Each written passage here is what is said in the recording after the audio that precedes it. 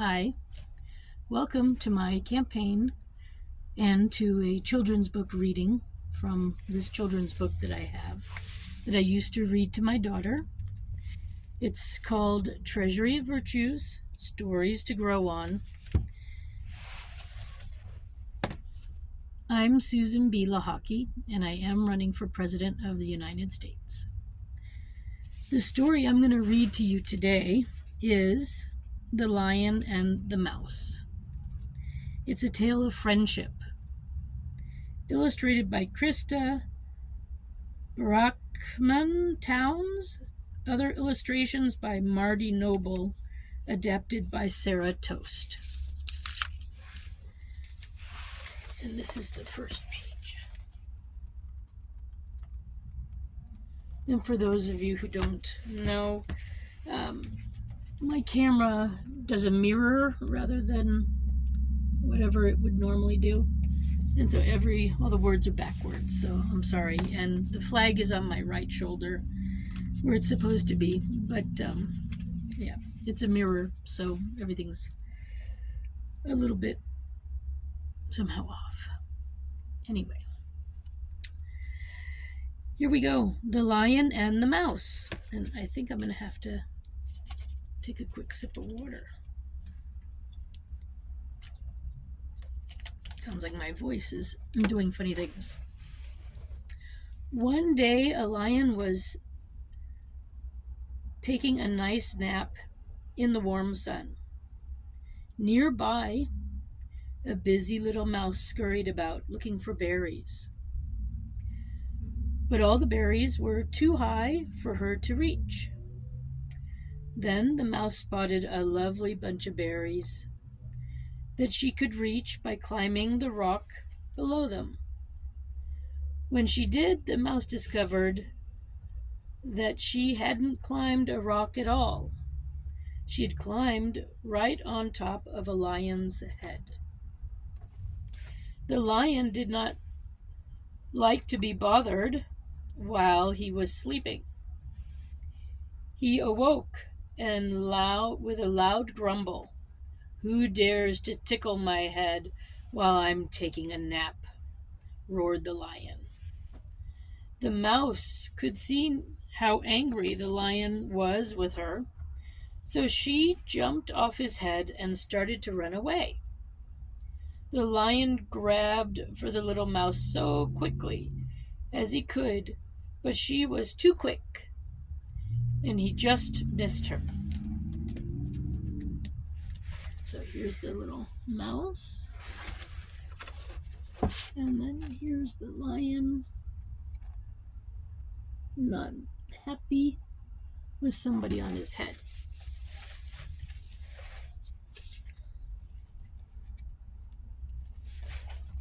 The quick little mouse hurried to get away from the lion. She zigged and zagged through the grass, but the lion was always just one step behind. At last, the lion chased the mouse right back to where they had started. The poor little mouse was too tired to run any more, and the lion scooped her up in his huge paw. "Little mouse," roared the lion, "don't you know that I am the king of the forest? Why did you wake me up from my pleasant nap by tickling my head?" "Oh, please, lion," said the mouse, "I was only trying to get some lovely berries." "Just see how much you like it when I tickle your head," said the lion. "Please, lion," pleaded the mouse, "if you spare me, I am sure I will be able to help you someday." So the lion's rather angry for being woken up, and he wasn't going to stop until he got the mouse.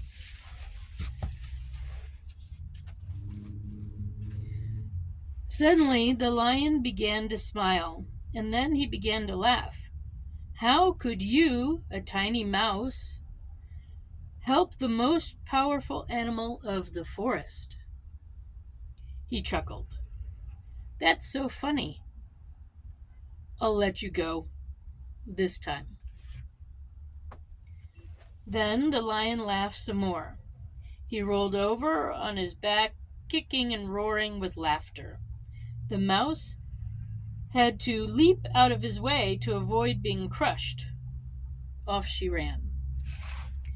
Still chuckling, the lion got up and realized he was hungry. He set out to find some lunch, and it wasn't long before he smelled food.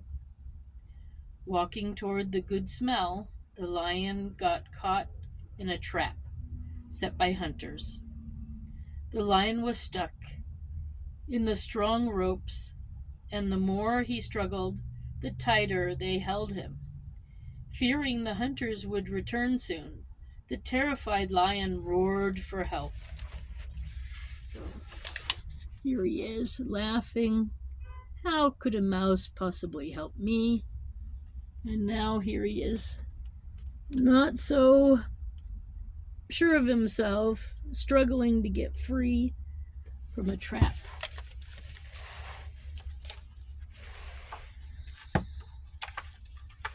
The mouse heard the lion's roar from far away. At first she was a little afraid to go back, thinking the lion might hurt her. But the lion's cries for help made the mouse sad, and she remembered the promise she had made to help him. The mouse hurried to where the lion was tangled in the trap. "Oh, lion," said the mouse, "I know what it feels like to be caught. But you don't need to worry. I'll try to help you."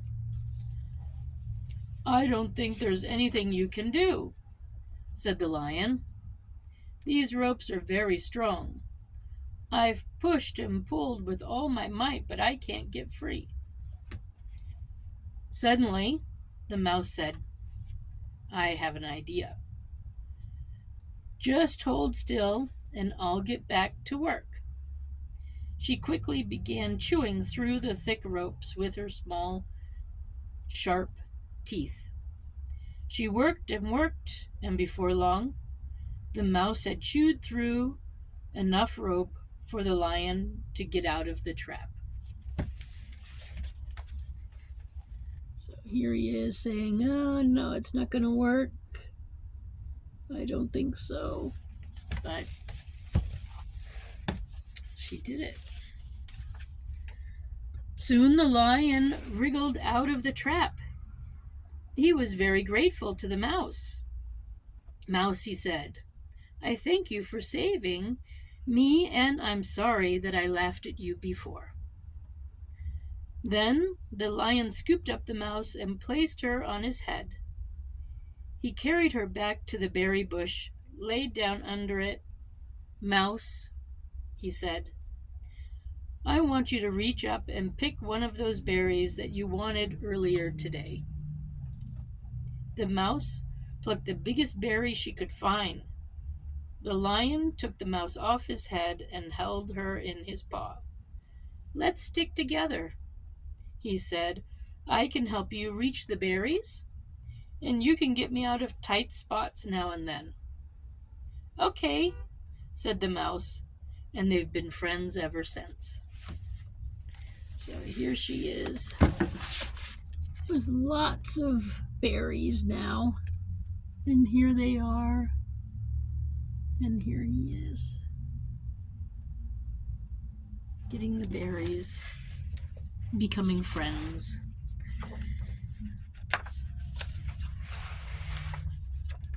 So, one to grow on, friendship. Friendship is a wonderful virtue. The more people you share it with, the better it is. Everyone likes to spend time with old friends. In this story, the lion and the mouse discover how much fun it is to make new friends. And even if our friends don't look like us, they can be friends. Sometimes, though, it's hard to be friends. At first, the lion was angry with the mouse and did not want to be friends.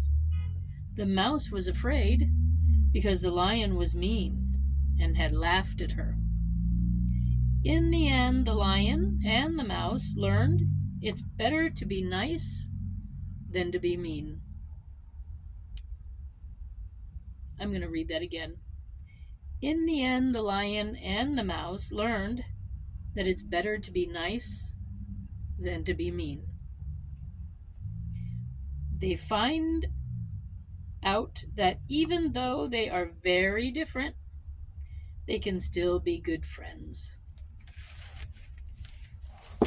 Throughout life, you will have friends. You will have sometimes just one, perhaps, and then maybe you might have 5.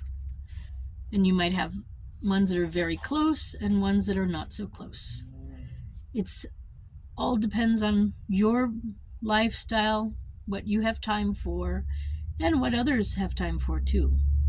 And sometimes you think friends are friends, but then they don't end up being friends. But if you find real friendship, it's important to keep it.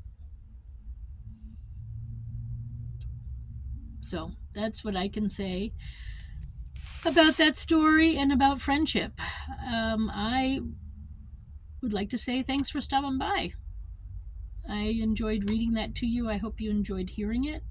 And I look forward to our next story. See you next week. Again, my name is Susan B Lochocki. I am running for President of the United States. And if you want to find out more, you can go to my website at Susan, for the number 4, that is, USA.com. All right, see you next week. Bye for now.